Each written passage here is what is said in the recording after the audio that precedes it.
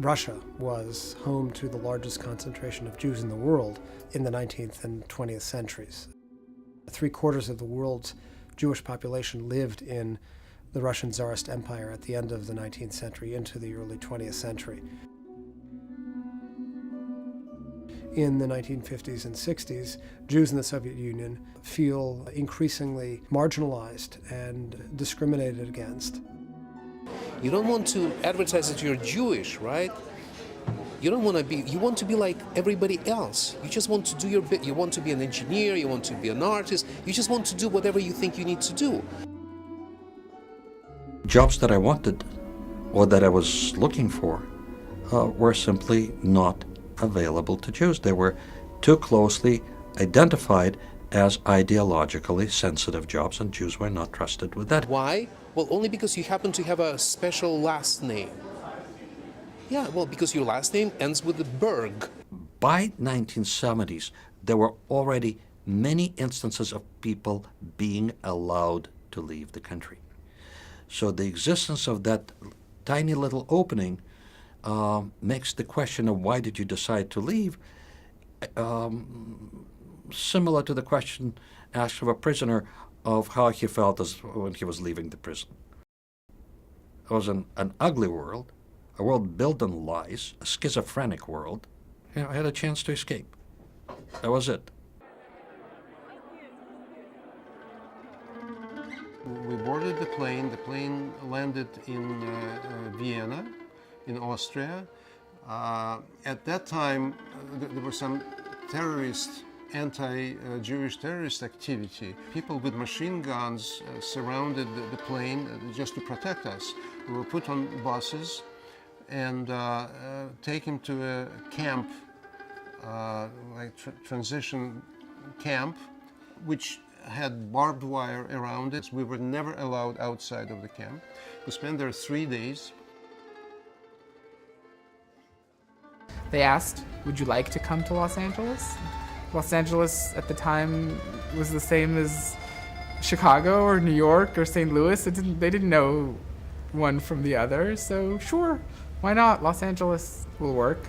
This was the first place where I arrived. This was our first apartment when we immigrated to the United States. And this entire city is the point of destination for many, many Russian Jews. My name is Samuel Krasnopolsky. I came to the United States in October 1989. I came to the United States when I was 2.5 years old in 1989.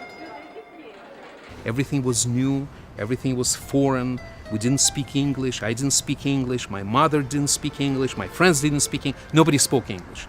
And everything was so unusual. First of all, the cleanliness. Americans may think that Los Angeles is a dirty city. Well, it's not. It's all in comparison. When you come from the Soviet Union, this seems like the paradise on earth. When you're talking about Soviet Jews, what exactly you mean? There are so many different ones. Well, let's talk about, first of all, there are Russian Jews. Russian Jews, they're all Ukrainian Jews, also considered Russian Jews, but there are Latvian Jews, there are white Russian Jews, there are Jews from Moldova, but there are Georgian Jews, and there are mountain Jews.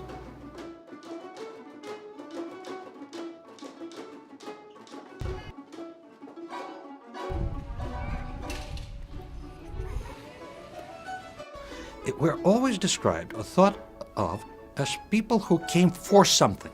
The role that is normally ascribed to us is that of consumers. The reality is different. We did not come here just for something. We brought with us an enormous resource. The experiences that we had, the ability to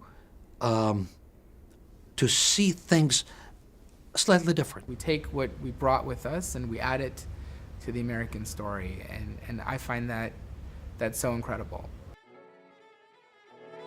You know, for my family, it was not just important to come here, but it was important to be active and to be involved and to be part of the larger community. Los Angeles has a very strong social network. in its Jewish community. This was a major factor in determining where Russian Jews would settle. And when we came, we live in West Hollywood because almost all immigrants live in West Hollywood. I remember I started taking classes, and at night I was delivering pizza. We went to Fairfax High School in the evening classes for English as a second language, and they have a Jewish community center. This is the midnight, and I'm coming back from downtown, delivered 2 pizza, got my tip, and on the radio is like New Year, 1, 2, 3, like 8, 9, you know, and I start crying. I was driving and crying. Because it's the first year in my life, the New Year, I'm not with the family, I'm not with the glass of champagne. It was not easy, but we were lucky. What's the mission of our being here? Is there such a mission? That immigrant experience, I think, shaped who I am, and I think that's what's so wonderful about America. That when we're given the opportunity, as America gives to all of us, we do become more spiritual. Yes, we have the freedom to be completely atheistic. We have the freedom to become completely whatever we want.